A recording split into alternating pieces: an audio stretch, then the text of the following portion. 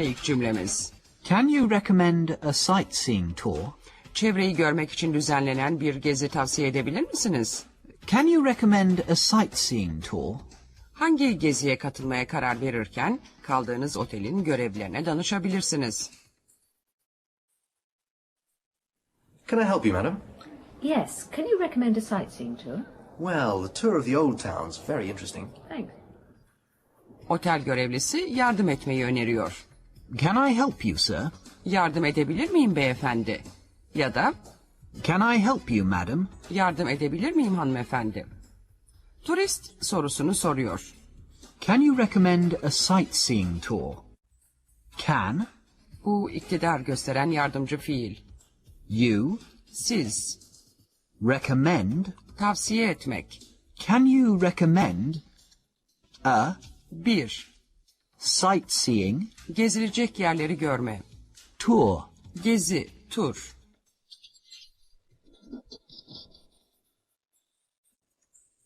Tour. Sightseeing tour. A sightseeing tour. Can you? Can you recommend Can you recommend a sightseeing tour? Ya da nehir gemisiyle bir gezi. Trip. riverboat trip? A riverboat trip. Can you recommend Can you recommend a riverboat trip? Ya da kılavuz öncülüğünde yapılacak bir yürüyüş. walk? Guided walk. A guided walk. Can you recommend Can you recommend a guided walk? A sightseeing tour. A riverboat trip. A guided walk. Otel görevlisi şöyle bir yanıt verebilir. The tour of the old town Kentin eski mahallelerini içeren gezi. is very interesting. Çok ilginç. Otel görevlisi kentin parklarını gezmeyi de önerebilir. The tour of the parks is very interesting. Çok iyi olduğunu söyleyebilir. It's very good. Kuşkusuz bu öneriler kentte gezilecek ne gibi yerler olduğuna bağlı. Eğer dediğini anlamazsanız Türkçe konuşan birinin çeviri yapmasını isteyin. Unutmayın, oteller bu tür sorunlarla sık sık karşılaşırlar ve bu sorunları çözmek için özel olarak görevlendirdikleri memurlar vardır.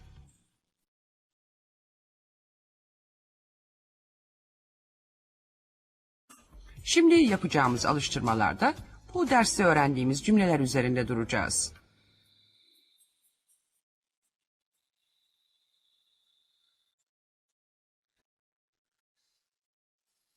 Can I help you? Can you recommend Cümlenin bu ilk bölümünü tekrarlayın. Söyleyin şimdi. a sightseeing tour? Bu bölümü de tekrar edin. A riverboat trip. Tekrar edin. A guided walk. Tekrar edin. Can you recommend a guided walk? Well, the tour of the old town is very interesting. Öğrendiğimiz 3 cümle. Can you recommend a sightseeing tour? Can you recommend a riverboat trip? Can you recommend a guided walk?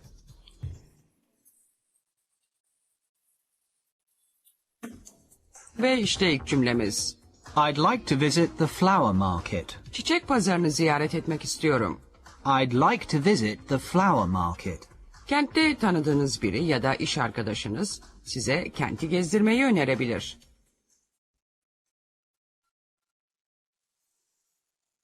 What do you want to see first? I'd like to visit the flower market. Oh, it's not open now. Oh. Arkadaşınız şöyle sorabilir. What do you want to see first? Önce ne görmek, nereyi görmek istiyorsun? Buna şöyle bir yanıt verebilirsiniz. I'd like to visit the flower market. I Ben, would like isterim. Bu kibar bir ifade.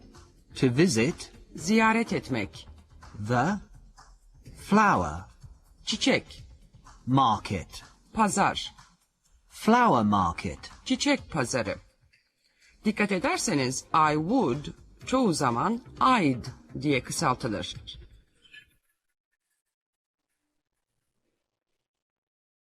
Market. Flower market. The flower market. I would like. I'd like to visit the flower market. Eski kent, kentin eski kesimi. Town. Old town. The old town. I would like. I'd like to visit the old town. Ya da sarayı gezmek istiyorsunuz. Palace. The palace. I would like. I'd like to visit the palace. The flower market. The old town. The palace. Arkadaşınız şöyle diyebilir. It isn't open to the public. Halka açık değil. Ya da It isn't open now. şimdi açık değil. Veya It is open in the morning. sabahları açık. Ya da It is closed on Sunday. pazar günü kapalı. Unutmayın, Open. Closed.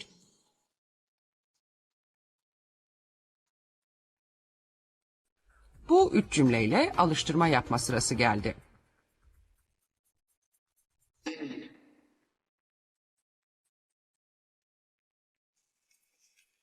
What do you want to see first?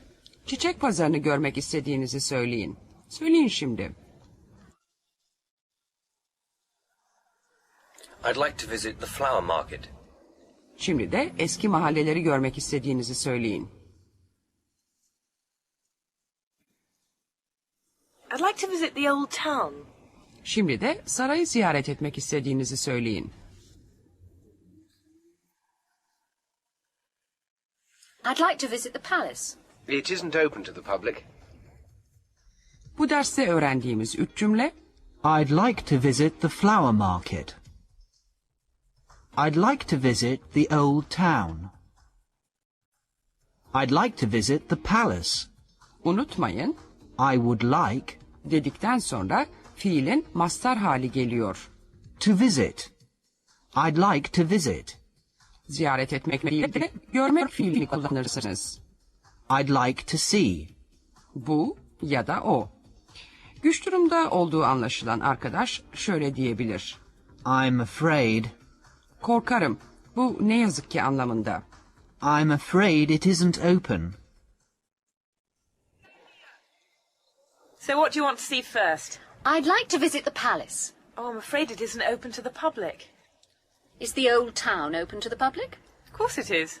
Then I'd like to see the old town. Saray halka açık değilmiş. Eski mahalleler halkın görmesine açık mı diye soran turistin ifadesinde biraz istihza sezdiniz mi? Biraz alaylı bir ifade gibi geldi. İşte ilk cümlemiz. Where can I see some traditional dancing? Geleneksel dansları nerede izleyebilirim? Halk oyunlarını nerede görebilirim? Where can I see some traditional dancing? Yabancı bir ülkeyi ziyaret ettiğiniz zaman ilginizi çeken şeyleri nerede görebileceğinizi sormak isteyebilirsiniz. Hello, what can I do for you? Hello.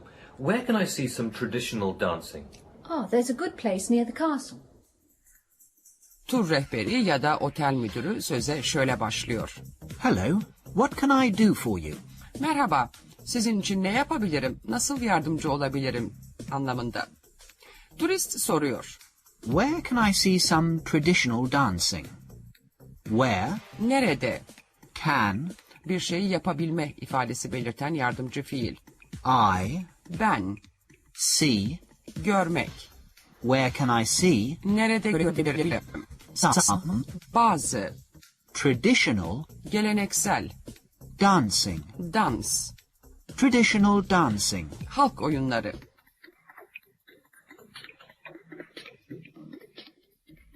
Dancing. Traditional dancing. Some traditional dancing. Can I see? Where can I see Where can I see some traditional dancing? Yerli çömlekler, seramik eşyaların yapıldığı yer. Pottery. Local pottery. Some local pottery. Where can I see Where can I see some local pottery? Tipik bir kahve ya da içki içilen yer. bar? Typical bar. A typical bar. Where can I see a typical bar? Traditional dancing. Local pottery. A typical bar. There's a good place near the castle. Kaleye yakın iyi bir yer var. Bu yer In Castle Road. kale yolunda ya da In the centre. Near the castle. merkezde, kaleye yakın olabilir. Yanıt kuşkusuz duruma göre değişecek. Eğer mümkünse verdiği bilgileri bir kağıda yazmasını isteyin. Ondan sonra da gideceğiniz yerin adını sorun. What's the place called? Bu yerin adı nedir?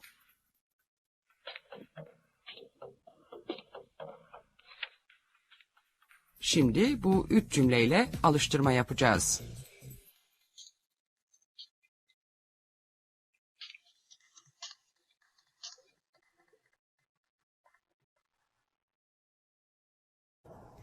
What can I do for you? Where can I see some traditional dancing? Bu cümlenin ilk bölümünü tekrar edin. When I see Söyleyin şimdi. some traditional dancing. Tekrar edin.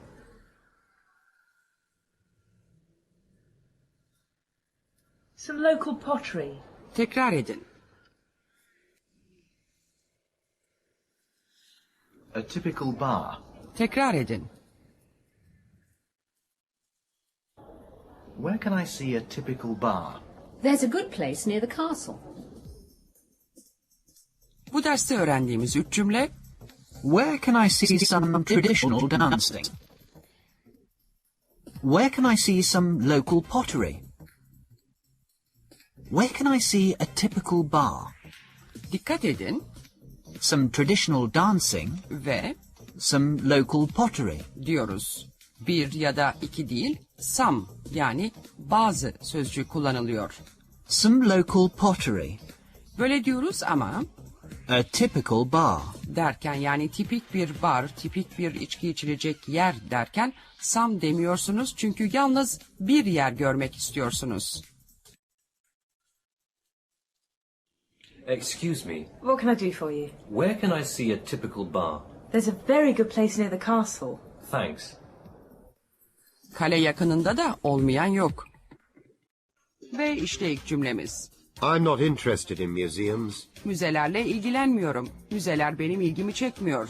I'm not interested in museums. Yabancı bir kenti gezerken sizi gezdirenlere ne gibi yerlere ilgi duyduğunuzu söylemekte yarar var.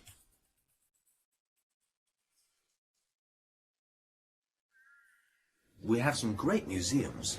I'm afraid I'm not interested in museums. Well, what about cathedrals? Kentin yerlisi dost söze başlıyor önce. We have some great museums. Bizde çok güzel müzeler var. Turist karşılık veriyor. I'm afraid Korkarım, ne yazık ki anlamında. I'm not interested in museums. I Ben, am olmak yardımcı fiilinin birinci tekil şahıs hali. not, Değil, cümleleri olumsuz yapıyorsunuz. I'm not interested. İlgili, I'm not interested ilgilenmiyorum. in Da, museums. müzeler. Dikkat ederseniz I am çoğu zaman I'm diye kısaltılıyor. In museums. Interested in museums. I am not. I'm not interested in museums. Sanat galerileri, Galleries. Art galleries. Interested in art galleries. I am not. I'm not interested in art galleries. Çevre gezisi. Sightseeing. In sightseeing. Interested in sightseeing. I am not. I'm not interested in sightseeing. Museums, art galleries, sightseeing. Kentin yerlisi şöyle sorabilir. What about cathedrals? Ya katedraller? Katedrallere ilgi duyuyor musunuz? Ve şöyle ekleyebilir. We have some beautiful cathedrals. Bizde çok güzel katedraller var. Ama turist katedrallere ilgi duymuyor. Interested, ilgili sözcüğünden sonra gelen edata dikkat edin. I'm not interested in cathedrals. Interested in, ilgili olmak anlamına gelen bir ifade. Hep in edatı ile birlikte kullanılıyor. Öğrendiğimiz bu 3 cümleyle alıştırma yapma sırası geldi.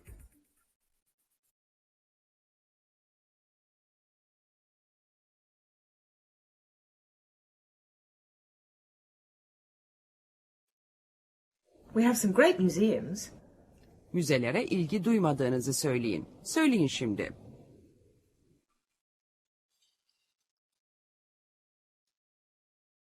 I'm not interested in museums. What about art galleries? Sanat galerileriyle de ilgilenmiyorsunuz. Söyleyin şimdi. I'm not interested in art galleries. What about cathedrals? Katedrallere de ilgi duymuyorsunuz. Söyleyin.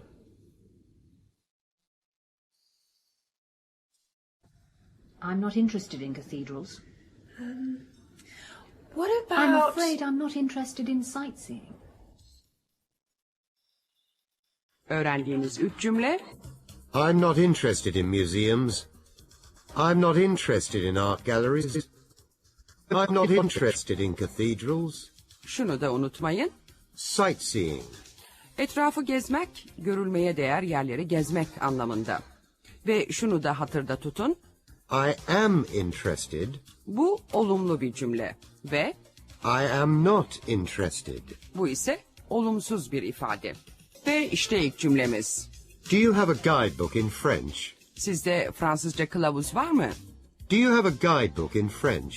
Yabancı bir kenti gezip bilmediğiniz yönlerini öğrenirken kendi dilinizde yazılmış bir kılavuza, bir rehber kitabına sahip olmakta yarar var.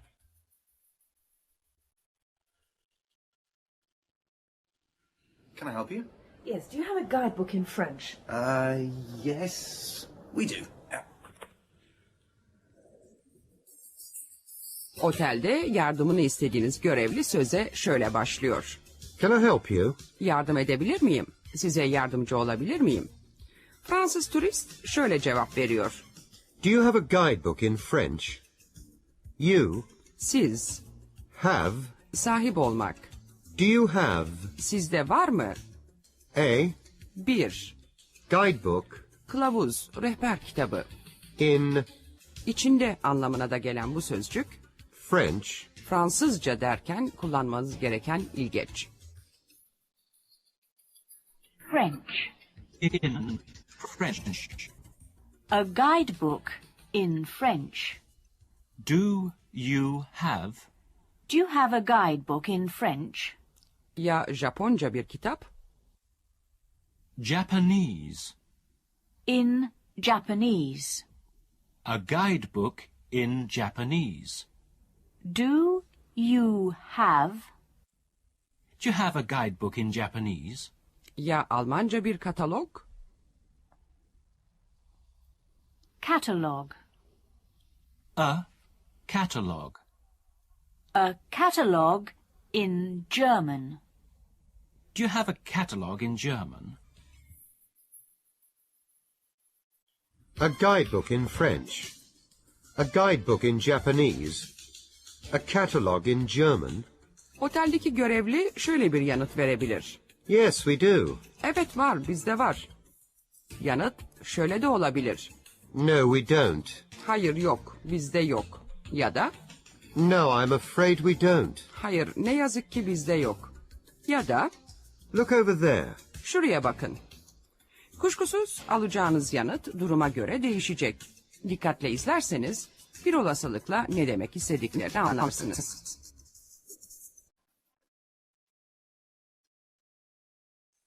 Bu derste ele aldığımız cümlelerle alıştırma yapma sırası geldi.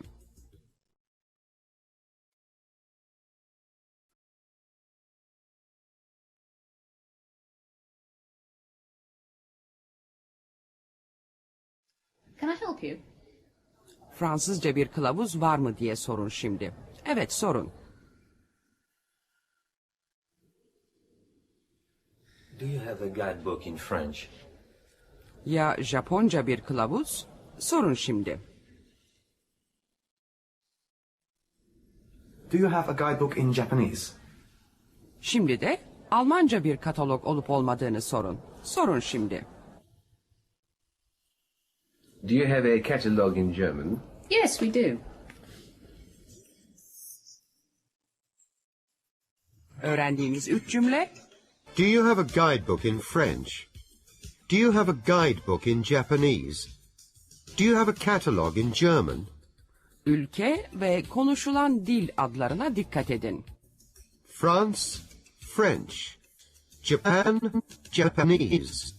Germany, German. Şunu da hatırda tutun. You have.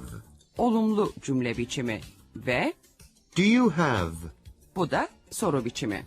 Gezi ne zaman başlıyor? When does the tour start? Kenti gezmek için bir tura katılmayı düşünüyorsanız ne zaman başlayıp bittiğine ilişkin ayrıntıları da öğrenmek isteyebilirsiniz.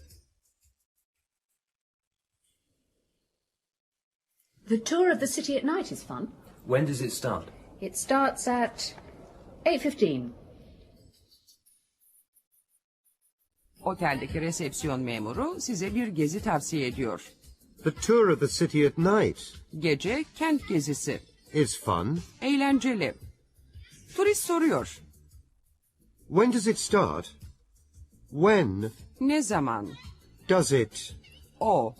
start? Başlıyor. Does it start? Ne zaman başlıyor?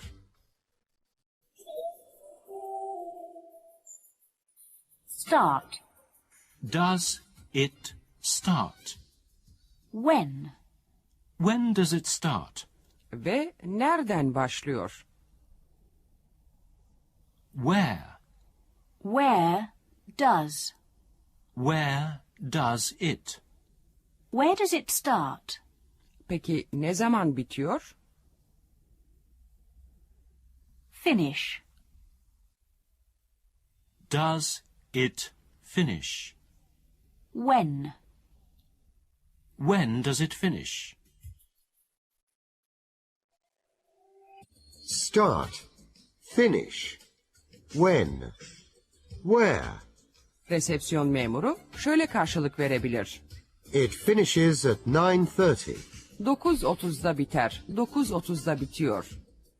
Belki de başka bir saatte bitiyor. At 9:15. 9:15'te. Ya At 9:45. 9:45'te. Saati söylerken kullanacağınız ön takı at. Kuşkusuz bu soruya verilen yanıt duruma göre değişecek.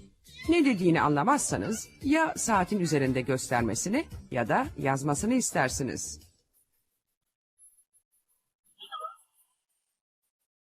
Şimdi yabancı bir kentte yapacağınız geziye ilişkin ayrıntıları öğrenme amacıyla soracağınız sorularla alıştırma yapma sırası geldi.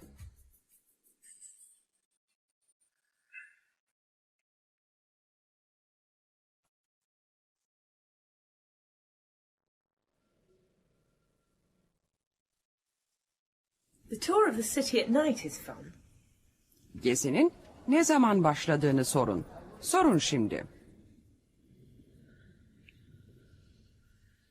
When does it start? Nereden başladığını da sorun.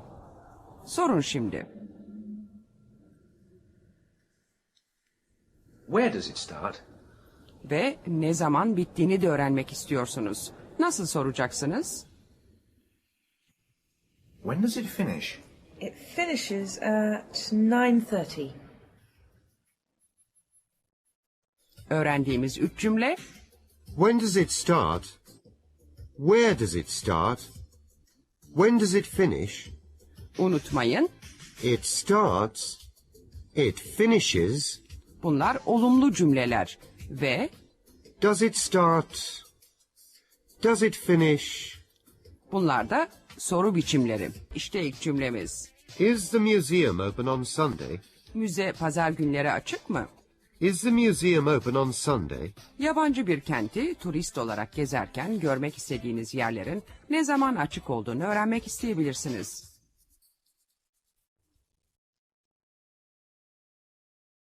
Sorry, what was your question? Is the museum open on Sunday? Yes, it's open in the morning. Resepsiyon memuru özür diliyor. Sorry, Özür dilerim, affedersiniz. what was your question? Ne sormuştunuz? Turist sorusunu tekrarlıyor. Is the museum open on Sunday? Is Üçüncü tekil şahıs yardımcı fiil. the museum, Müze, is the museum open açık, on da, Sunday? pazar günü.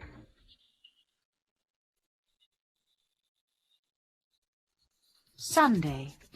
On Sunday. Is it open? Is it open on Sunday? Ya akşamleyin? Evening. The evening. In the evening.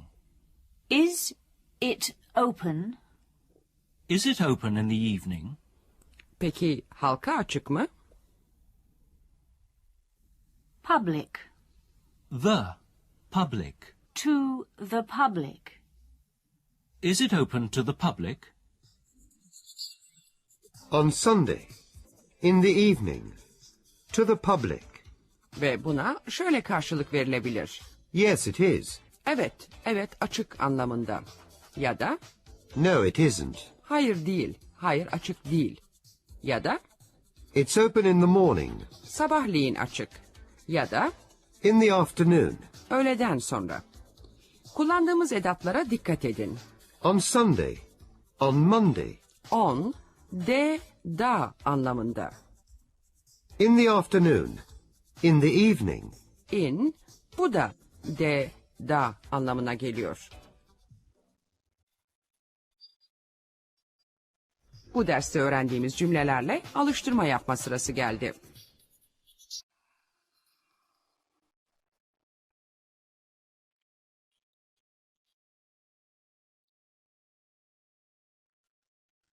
Sorry, what was your question? Müze pazar günü açık mı diye sorun. Sorun şimdi. Is the museum open on Sunday? Şimdi de akşam açık mı diye sorun. Sorun şimdi. Is it open in the evening? Şimdi de bu soruyu tekrarlayın. Is the palace open to the public? Tekrar edin. Is the palace open to the public? Yes, it is. Öğrendiğimiz 3 cümle. Is the museum open on Sunday? Is it open in the evening? Is the palace open to the public? Unutmayın, olumlu, It is open. soru biçimi ise Is it open? işte ilk cümlemiz. Is there an entrance charge? Giriş ücretli mi? Is there an entrance charge?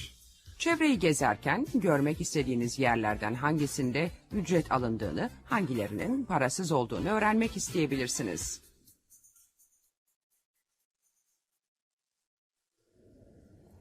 The National Gallery opens at 10. Is there an entrance charge? Yes, it's £3.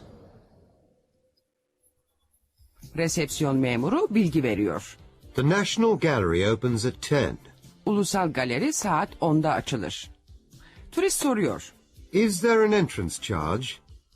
Is there Var mı? an 1. entrance Giriş. charge? Ücret.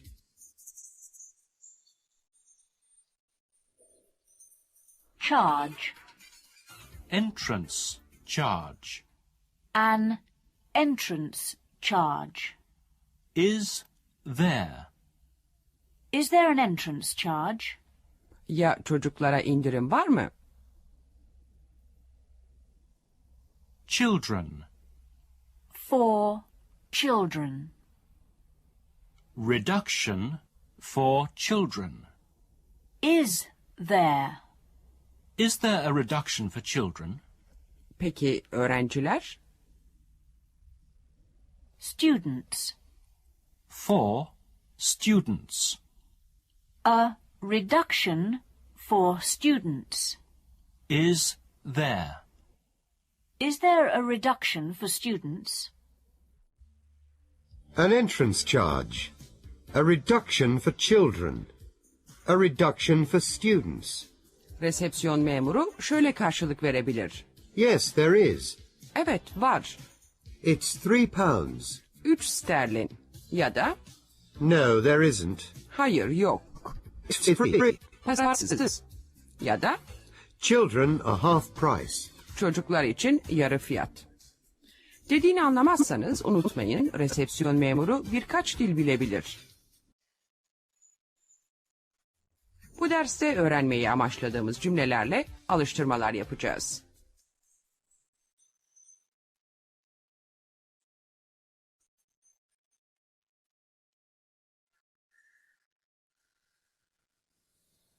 The National Gallery opens at 10. Giriş ücretli mi diye sorun. Sorun şimdi.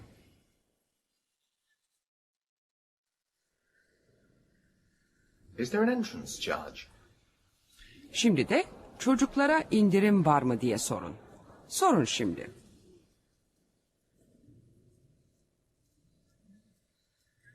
Is there a reduction for children? Ya öğrenciler? Onlara indirim var mı diye sorun şimdi. Is there a reduction for students? Yes, they're half price. Bu derste öğrendiğimiz cümleler Is there an entrance charge? Is there a reduction for children? Is there a reduction for students? bu sorulara şöyle bir yanıt verilebilir. Yes, they're half price. Evet, yarı fiyat. Unutmayın, bir anlamına gelen sesli ünlü harfle başlayan bir sözcüğün önüne gelirse a yerine an sözcüğünü kullanacaksınız. An entrance fee. An. A reduction. A. Çocuklar anlamına gelen children düzensiz çoğullara örnek. Child, children. Child çocuk, children çocuklar. Normal olarak çoğul yapmak için sözcüğün sonuna s harfi eklersiniz. Student, students.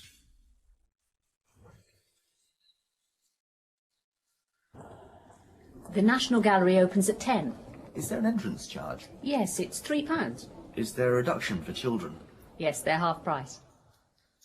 Çocuklar yarı fiyata giriyor diye koşa koşa gidecekler mi dersiniz? Ve işte ilk cümlemiz. What's that place? Şurası nedir? What's that place?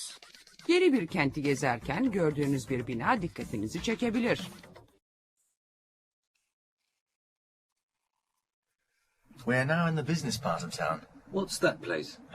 That's police headquarters. Konuğunu gezdiren kentin yerlisi hangi bölgede olduklarını söyler. We're now in the business part of town. Şimdi kentin iş kesimindeyiz. Konuk gördüğü binayı soruyor. What's that place? What? Ne? What's Nedir? that Şu, o, place? yer. Ziyaretçi şöyle diyebilir. What's that place called? Called. Çağrılır, denir. Dikkat ederseniz what is çoğu zaman what's diye kısaltılır. Place. That place. What is What's that place? called? What's that place called? Ya da şu anıt. Monument. That monument. What is What's that monument? called? What's that monument called? Veya şu bina. Building. That building. What is? What's that building? Place, monument, building. Kentin yerlisi şöyle karşılık verebilir. It's police headquarters. Orası emniyet müdürlüğü. Yanıt şöyle de olabilir. It's an office block. O bir iş hanı. Ya da It's the National Bank. orası ulusal banka. Ya da It's the Statue of Liberty. o özgürlük heykeli. Yanıtlar kuşkusuz duruma göre değişecek. Anlamazsanız cep sözlüğünüze bakmanız gerekebilir.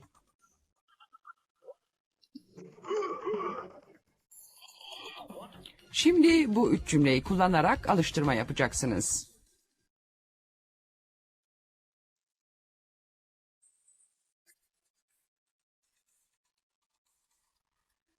We're in the business part of town. What's that place? Bu soruyu tekrarlayın. Söyleyin şimdi. What's that monument called? Bu cümleyi tekrar edin. What's that building? Tekrar edin. What's that building? It's police headquarters. Bu derste öğrendiğimiz 3 cümle What's that place? What's that monument called? What's that building? called sözcüğünün çağırmak anlamına gelen call fiilinden üretildiğini hatırda tutun. Call, called. Çağırmak, çağrılmak, geçmiş zaman ortacı. It is called, Denir, adı odur anlamında. it's called Plaza House. Oraya Plaza House denir. Plaza House, An office block. bir iş hanının adı olabilir. We are now in the business part of town. What's that building? It's called Plaza House. What is it? It's an office block. Bu koca bina saraya benziyor ama sadece büyük bir iş merkeziymiş, o kadar. İşte ilk cümlemiz. Is there a Spanish-speaking guide? İspanyolca konuşan bir rehber var mı? Is there a Spanish-speaking guide? Bir binayı diyelim eski bir kaleyi gezerken kendi dilinizi konuşan bir rehberin olmasını isteyebilirsiniz.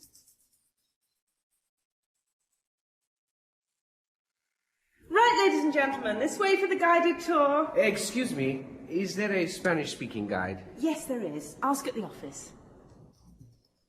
Rehber söze şöyle başlıyor. Right, ladies and gentlemen. Tamam baylar bayanlar, This way for the guided tour. rehber öncülüğünde gezi bu taraftan. İspanyol turist ise İspanyolca konuşan bir rehber arıyor. Excuse me, Affedersiniz, is there a Spanish-speaking guide? Is there var mı? a 1. Spanish İspanyolca, speaking, konuşan, a Spanish speaking guide? rehber, kılavuz.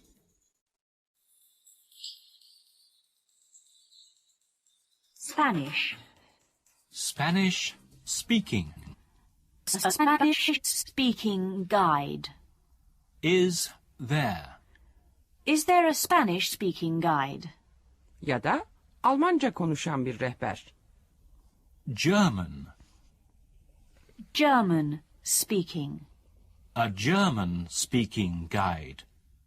Is there? Is there a German speaking guide? Veya Japonca konuşan bir rehber. Japanese. Japanese speaking. A Japanese-speaking guide. Is there? Is there a Japanese-speaking guide? Spanish speaking, German speaking, Japanese speaking. Rehber şöyle yanıt verebilir. Yes, there is. Evet var. Ask at the office. Yazıhaneden sorun. Ya da No, there isn't. Hayır, yok. Ya da No, I'm afraid there isn't. yok. İngilizceniz kuvvetli değilse rehberin söylediklerini dikkatle izleyin. Hayır mı, evet mi dediğini bakarak da anlayabilirsiniz bazen.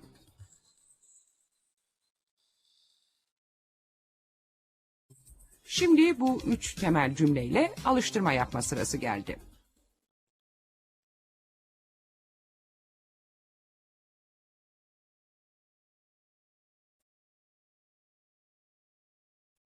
Right, ladies and gentlemen, this way for the guided tour. İspanyolca konuşan bir rehber var mı diye sorun. Sorun şimdi. Is there a Spanish-speaking guide? Şimdi de Japonca konuşan rehber var mı diye sorun. Sorun şimdi. Is there a Japanese-speaking guide? Ya Almanca? Almanca bilen rehber var mı diye sorun. Is there a German-speaking guide? Yes, there is. Ask at the office. Öğrenmeniz üstüne Is there a Spanish-speaking guide? Is there a Japanese-speaking guide? Is there a German-speaking guide? ülke ve dil adlarına dikkat edin. Spain, Spanish. İspanya, İspanyolca. Japan, Japanese. Japonya, Japonca. Germany, German. Almanya, Almanca. Şunu da unutmayın, There is, var. Bu olumlu bir cümle. Ve is there, var mı? Bu da soru. Ve işte ilk cümlemiz. is it okay to take pictures? Fotoğraf çekilebilir mi? Resim çekmeye izin var mı? Is it okay to take pictures? Birçok müzede ve gezilecek yerlerde fotoğraf çekmeye izin vermezler. Fotoğraf makinenizi kullanmadan önce izin olup olmadığını öğrenmek isteyebilirsiniz. Excuse me, is it okay to take pictures? Yes, it's fine. Thanks. Turist söze başlıyor. Excuse me, Affedersiniz ve sorusunu soruyor. is it okay to take pictures? Is To be, olmak fiilinin 3. tekil şahıs hali. it O. okay Peki anlamına gelen bu sözcük bu cümlede uygun mu, mümkün mü anlamında kullanılıyor. Is it okay Uygun olur mu, izin verilir mi? to take Almak, pictures? resimler, fotoğraf, To take pictures? fotoğraf çekmek. Pictures. Take pictures. To take pictures. Is it Is it okay? Is it okay to take pictures? Ya da içine girmek, içeri girmek. In there. Go in there. To go in there. Is it? Is it okay? Is it okay to go in there?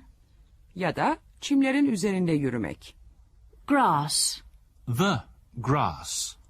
On the grass. To walk on the grass. Is it okay? Is it okay to walk on the grass? To take pictures? To go in there? To walk on the grass? Görevli şöyle karşılık verebilir. Yes, it's fine. Evet, olur. Ya da şöyle diyebilir. No, it isn't. Hayır, olmaz. Ya da No, I'm afraid it isn't. hayır, ne yazık ki olmaz. Ya da yakındaki işareti gösterir. The sign says, Tabelada şöyle diyor. no photographs. Fotoğraf çekilmez. No Girilmez. keep off the grass. Çimlere basmayın. İşareti anlamayabilirsiniz ama hayır dediklerini anlamakta güçlük çekmeyeceksiniz.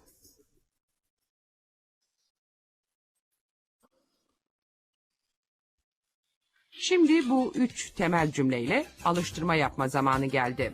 Excuse me, Yes? Fotoğraf çekmeye izin olup olmadığını sorun. Sorun şimdi. Is it okay to take pictures? Şimdi de oraya, içeriye girmek mümkün mü diye sorun. Sorun şimdi. Is it okay to go in there? Şimdi de çimlerin üzerinde yürümeye izin olup olmadığını sorun. Sorun şimdi.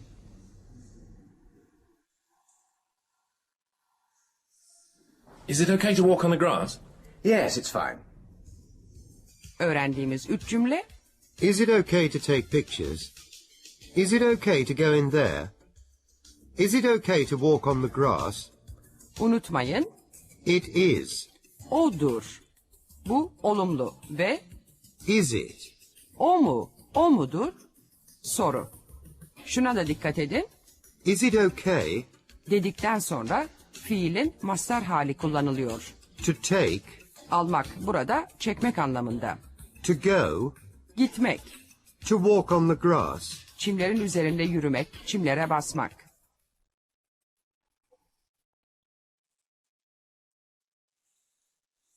Excuse me, is it okay to take pictures? I'm afraid not. The sign says no photographs. Yes. Ve işte ilk cümlemiz. It's beautiful. Çok güzel. It's beautiful. Birisi size kendi şehrindeki yerleri gösterirken beğendiğinizi söylemek isteyebilirsiniz.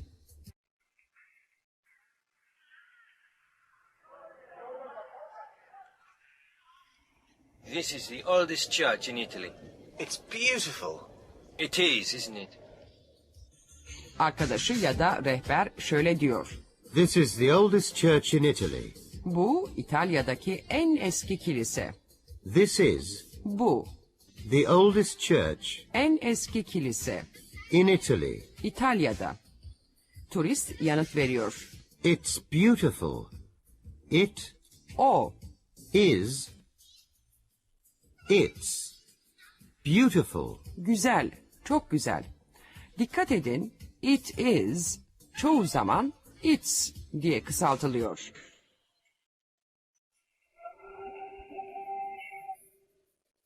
Beautiful. It is. It's beautiful. Ya da çok ilginç. Interesting. Very interesting. It is. It's very interesting. Veya oldukça düş kırıcı. Disappointing. Rather disappointing. It is. It's rather disappointing. Beautiful. Interesting. Disappointing. Rehber şöyle karşılık verebilir. It is, isn't it? Öyle, değil mi? Değerli bir tabloya bakıyorsunuz belki.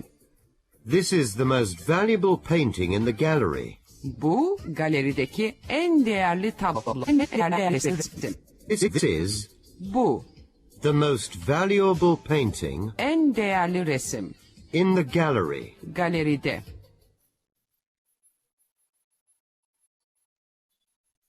Şimdi bu cümlelerle alıştırma yapma sırası geldi.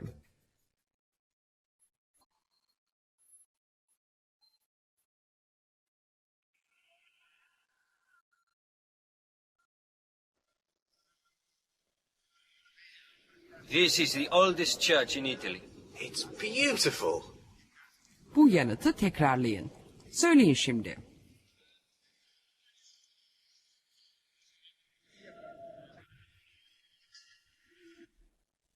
Sanat galerisi. This is the most valuable painting in the gallery. It's rather disappointing. Bu cümleyi tekrarlayın.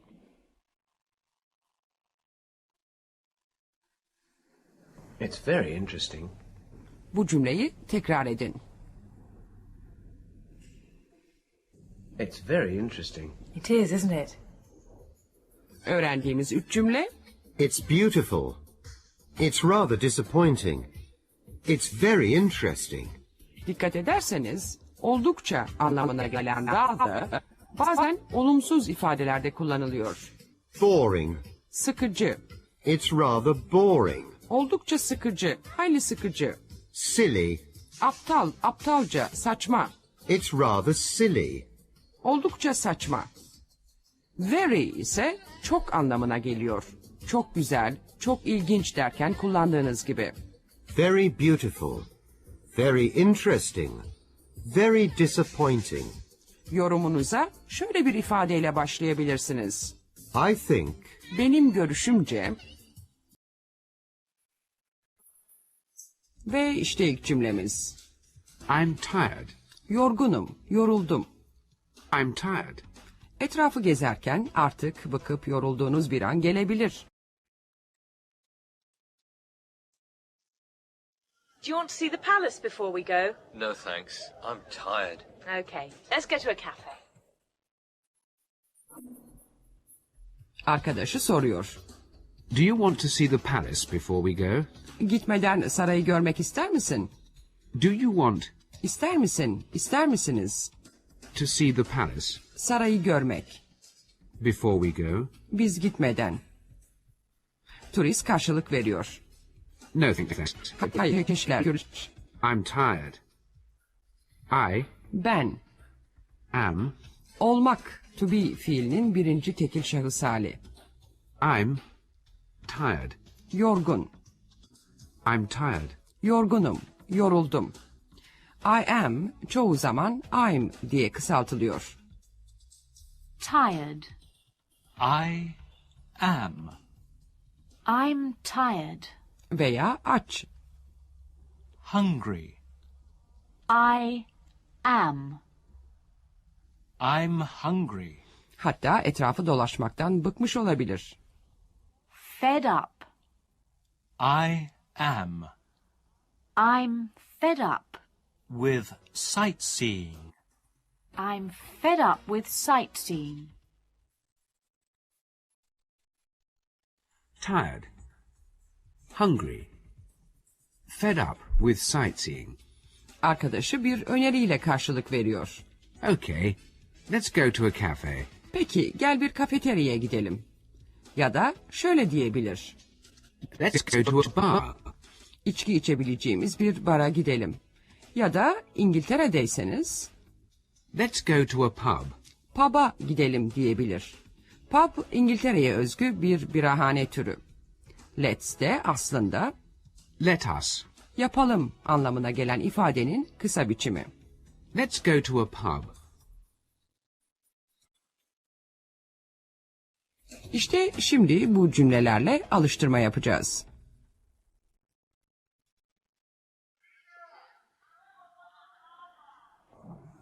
Do you want to see the palace before we go? No thanks. I'm tired.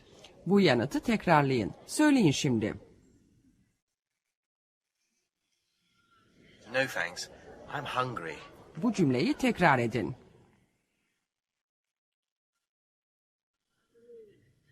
I'm fed up with sightseeing.